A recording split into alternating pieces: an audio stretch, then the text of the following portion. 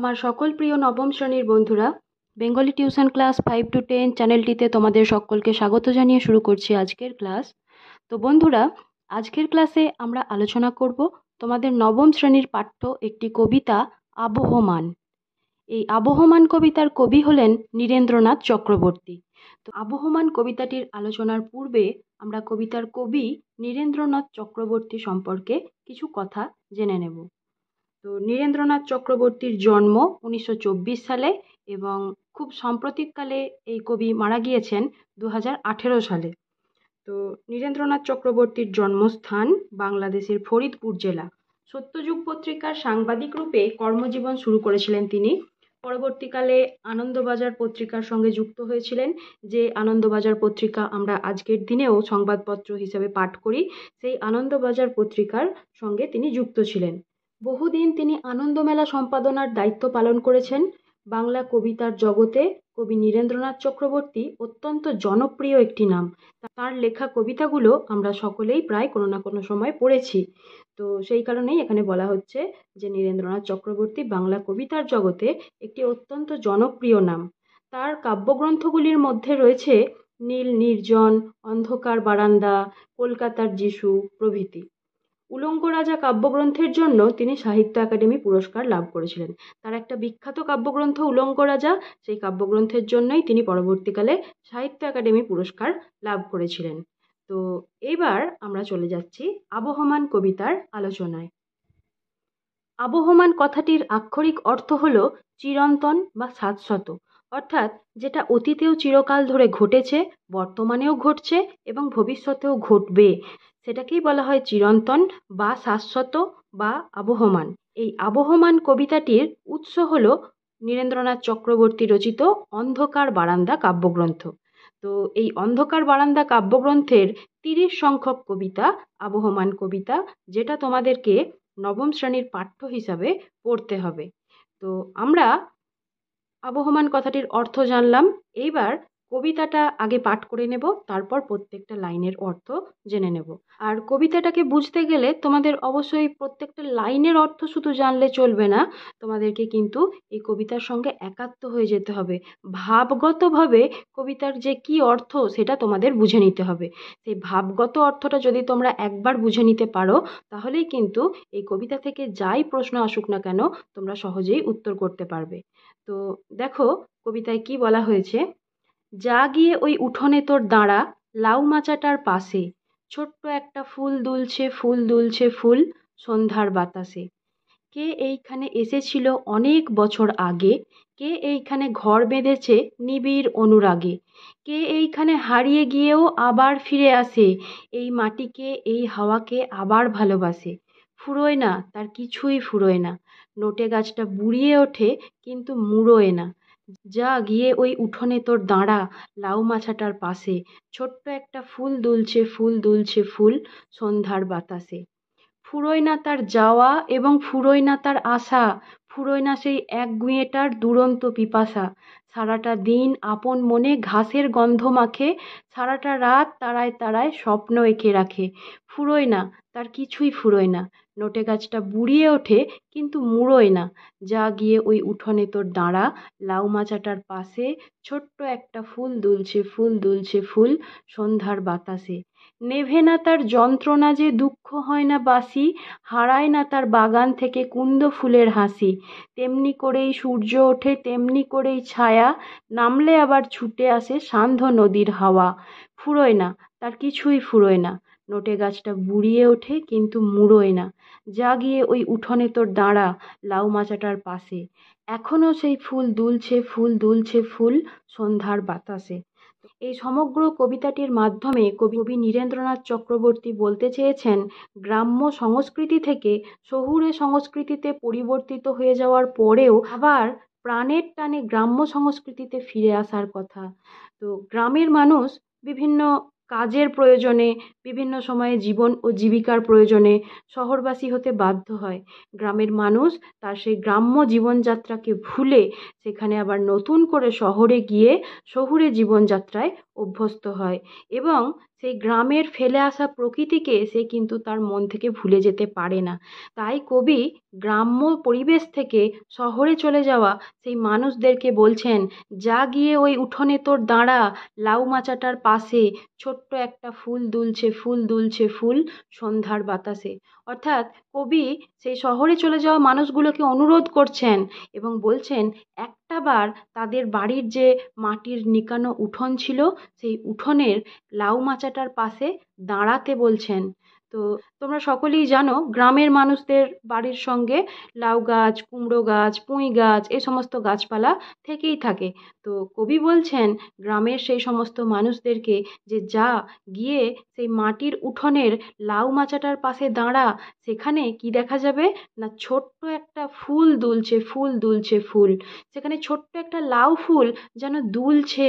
সন্ধ্যার সময় যে মৃদুমন্দ বাতাস বয়ে যায়, সেই সন্ধ্যার মৃদুমন্দ বাতাসে ছোট্ট সাদা লাউ ফুলটা দুলছে, যেন সে দুলে দুলে হাতছানি দিয়ে ডাকছে গ্রাম থেকে শহরে চলে যাওয়া মানুষগুলোকে ফের গ্রামে ফিরে আসতে।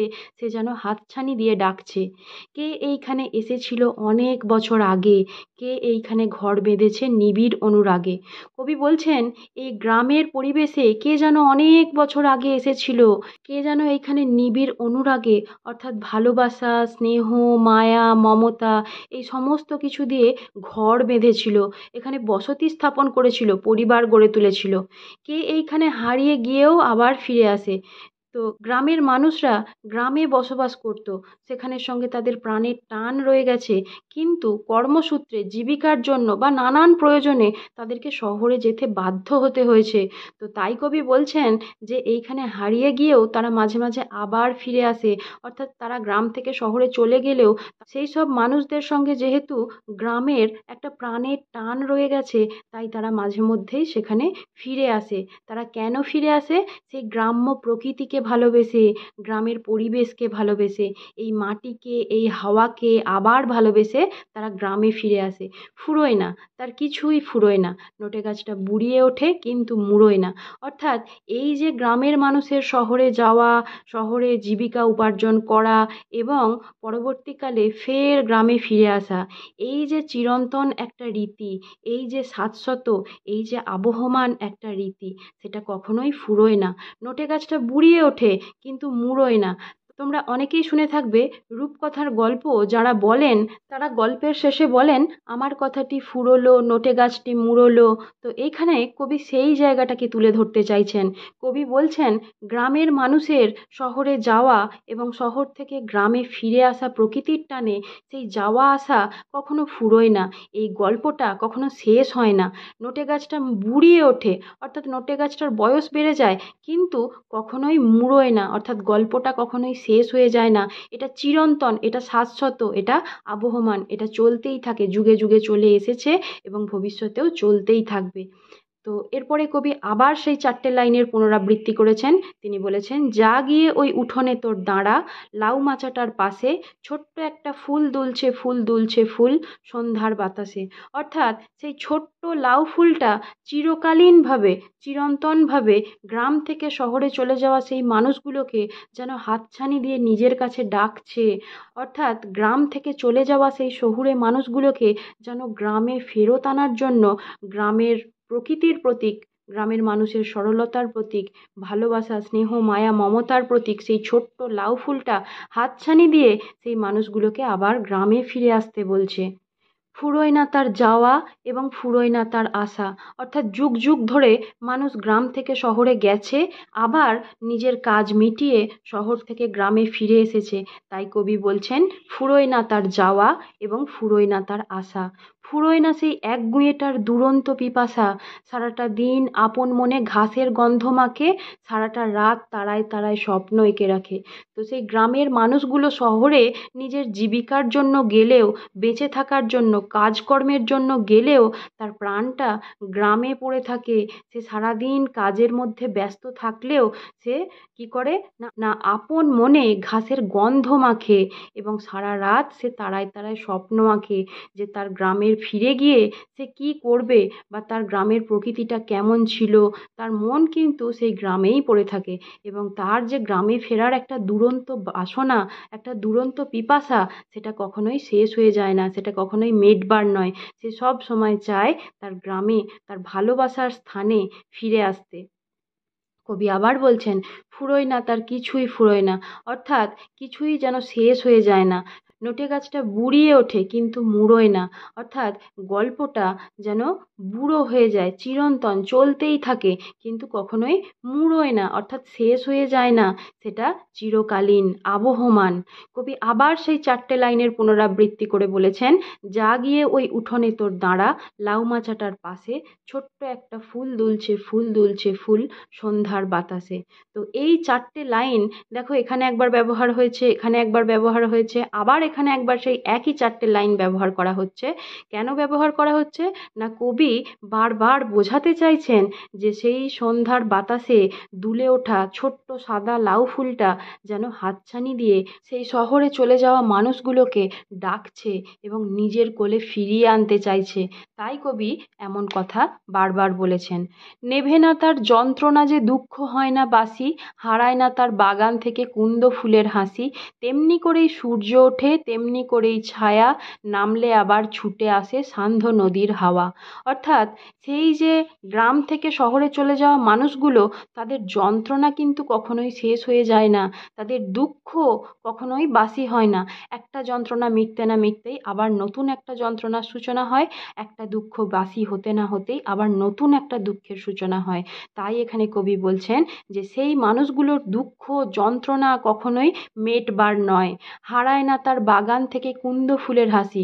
তাদের মনে যতই দুঃখ যতই যন্ত্রণা থাকুক না কেন, তাদের বাগান থেকে কখনোই কিন্তু সেই কুন্দ ফুলের হাসির মতন মুক্ত ঝরানো হাসি হারিয়ে যায় না।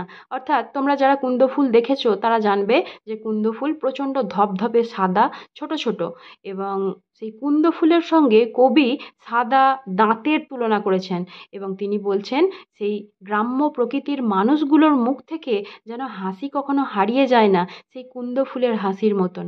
তেমনি করেই সূর্য ওঠে তেমনি করেই ছায়া, অর্থাৎ যেমন সূর্য প্রতিদিন উঠত সেরকমই উঠছে এবং ভবিষ্যতেও উঠবে। যেমন করে সন্ধ্যাবেলার ছায়া নেমে আসতো তেমনি করেই আজও নেমে আসে এবং ভবিষ্যতেও নেমে আসবে, সেসব কোনো কিছুরই পরিবর্তন ঘটবে না। তেমনি করেই ছায়া, নামলে আবার ছুটে আসে সান্ধ্য নদীর হাওয়া। অর্থাৎ যেমন করে সন্ধ্যা নামতো আগে, আজও তেমন করেই সন্ধ্যা নামে এবং ভবিষ্যতেও তেমন করেই সন্ধ্যা নামবে। এবং সন্ধ্যা নামলেই সেই সন্ধ্যাকালীন সময়ে যে নদীর শীতল বাতাস, সেই নদীর শীতল বাতাস যেমন করে আগেও বয়ে আসতো তেমন করে আজও বয়ে আসে এবং ভবিষ্যতেও বয়ে আসবে। এবং সেই সান্ধ্য নদীর হাওয়া যেন সেই মানুষের প্রাণ জুড়িয়ে দিয়ে যায়, শীতল করে দিয়ে যায় সেই গ্রাম্য প্রকৃতির মানুষের প্রাণ। ফুরোয় না তার কিছুই ফুরোয় না, নটে গাছটা বুড়িয়ে ওঠে কিন্তু মুড়োয় না। তো এই প্রকৃতি কখনোই ফুরিয়ে যেতে চায় না, এই প্রকৃতি কখনোই শেষ হয়ে যেতে চায় না। এই প্রকৃতি মানুষের হস্তক্ষেপ ছাড়া কখনোই ফুরিয়ে যাবে না, মিটে যাবে না, শেষ হয়ে যাবে না। তো কবি তাই জন্যই বলছেন যে ফুরোয় না তার কিছুই ফুরোয় না, অর্থাৎ কখনোই প্রকৃতি শেষ হয়ে যাওয়ার নয় এবং মানুষের এই যে চিরন্তন প্রকৃতির সঙ্গে টান, সেটাও শেষ হয়ে যাওয়ার নয়। নটে গাছটা বুড়িয়ে ওঠে কিন্তু মুড়োয় না, নটে গাছটা ধীরে ধীরে বুড়ো হয়ে গেলেও নটে গাছটা কিন্তু কখনোই মুড়োয় না, শেষ হয়ে যায় না। অর্থাৎ এই গল্প, এই যে একটা চিরন্তন কাহিনী, এটা কখনোই শেষ হওয়ার নয়। কবি আবার বলেছেন, যা গিয়ে ওই উঠোনে তোর দাঁড়া, লাউ মাচাটার পাশে, এখনো সেই ফুল দুলছে ফুল দুলছে ফুল সন্ধ্যার বাতাসে। অর্থাৎ কবি সেই গ্রাম থেকে শহরে চলে যাওয়া মানুষদেরকে আবার অনুরোধ করে বলছেন, যা গিয়ে ওই উঠোনে তোর দাঁড়া, ওই লাউ মাচাটার পাশে, যেখানে এখনো একটা ছোট্ট ফুল দুলছে এবং দুলে দুলে যেন সেই গ্রাম্য প্রকৃতিতে ফিরে আসার জন্য সেই মানুষগুলোকে হাতছানি দিয়ে ডাকছে। তো এই সমগ্র কবিতাটার একটা অন্তর্নিহিত অর্থ রয়েছে। সেই অন্তর্নিহিত অর্থটা তোমরা যদি মন দিয়ে কবিতাটা শুনে থাকো তাহলেই বুঝতে পারবে। কী অর্থ না, আধুনিক যে যন্ত্র সভ্যতা, যে একটা শিল্পভিত্তিক যে সমাজ সভ্যতা, শহরের মানুষেরা বেশিরভাগই কারখানায় কাজ করেন বা বিভিন্ন শিল্পের সঙ্গে নিযুক্ত। সেই যে শহরভিত্তিক সভ্যতা তাকে বলা হচ্ছে যান্ত্রিক সভ্যতা। তো সেই যান্ত্রিক সভ্যতা ধীরে ধীরে মানুষের মনকে গ্রাস করছে। মানুষ যেন সেই প্রকৃতিতে খোলা মনের সঙ্গে হিংসামুক্তভাবে পরস্পরের সঙ্গে মিলেমিশে ভালোভাবে যেন আর বেঁচে থাকতে চায় না। সেই যান্ত্রিক সভ্যতা যেন মানুষের মনকে ছেয়ে ফেলছে, আচ্ছন্ন করে ফেলছে। মানুষের মনন, মানুষের চিন্তাভাবনা যেন প্রকৃতির সঙ্গ ত্যাগ করছে। তো সেই কারণেই কবি বারবার এই মানুষগুলোর কাছে অনুরোধ করছেন প্রকৃতির সঙ্গে বন্ধুত্ব করতে, প্রকৃতিতে ফিরে আসতে এবং প্রকৃতিকে যেন কোনোভাবেই আঘাত না করা হয়। তাহলেই কিন্তু এই প্রকৃতি কখনোই ফুরোবে না। মানুষের সঙ্গে এই যে প্রকৃতির সম্পর্ক, এটা যেন চিরন্তন, এটা যেন কখনোই শেষ হবার নয়। মানুষ সেই চিরকাল ব্যাপী অর্থাৎ চিরকাল ধরে প্রকৃতির বুকে, প্রকৃতির স্নেহ, ভালোবাসা, প্রকৃতির মায়ায় যেন একটা নবজীবন লাভ করে। মানুষের মনে যতই দুঃখ থাক, যতই কষ্ট থাক, সেই যান্ত্রিক সভ্যতার মানুষেরা যখন গ্রাম্য প্রকৃতিতে ফিরে আসবে, তখন তাদের মন আবার শান্ত হয়ে যাবে। সেই শান্ত নদীর হাওয়া যেন তাদের মনের মধ্যে আবার একটা শীতল পরশ এনে দেবে। তো এই কথাটাই কবি তার কবিতার মাধ্যমে আমাদেরকে বোঝাতে চেয়েছেন। তোমরা একটু খেয়াল করলে দেখতে পাবে, এই যে প্রথম যে 4টে লাইন, যা গিয়ে ওই উঠোনে তোর দাঁড়া, লাউ মাচাটার পাশে ছোট্ট একটা ফুল দুলছে, ফুল দুলছে ফুল, সন্ধ্যার বাতাসে, এই যে 4টে লাইন, এটা কিন্তু কবিতার মধ্যে মোট 4বার ব্যবহৃত হয়েছে। এটাকে বলা হয় ধ্রুবপদ। এই 4টি পদ যেহেতু বারবার কবিতায় ফিরে ফিরে এসেছে, তাই এটা হচ্ছে ধ্রুবপদ। এছাড়াও দেখো, এই যে লাস্টের 2টো লাইন, ফুরোয় না তার কিছুই ফুরোয় না, নোটে গাছটা বুড়িয়ে ওঠে কিন্তু মুড়োয় না, এই 2টো লাইনও কিন্তু 3বার ব্যবহৃত হয়েছে। তো তোমরা এই কবিতা থেকে এই 2টো লাইনের যে তাৎপর্য রয়েছে, সেই তাৎপর্যটাকে একটু ভালোভাবে বুঝে নিতে চেষ্টা করবে বা প্রশ্নের উত্তর হিসেবে করে নেওয়ার চেষ্টা করবে। এছাড়াও এখান থেকে আরও অনেক ছোট প্রশ্ন, বড় প্রশ্ন আসতে পারে। তোমরা যদি কবিতাটা ভালোভাবে বুঝে থাকো তাহলে অবশ্যই উত্তর করতে পারবে।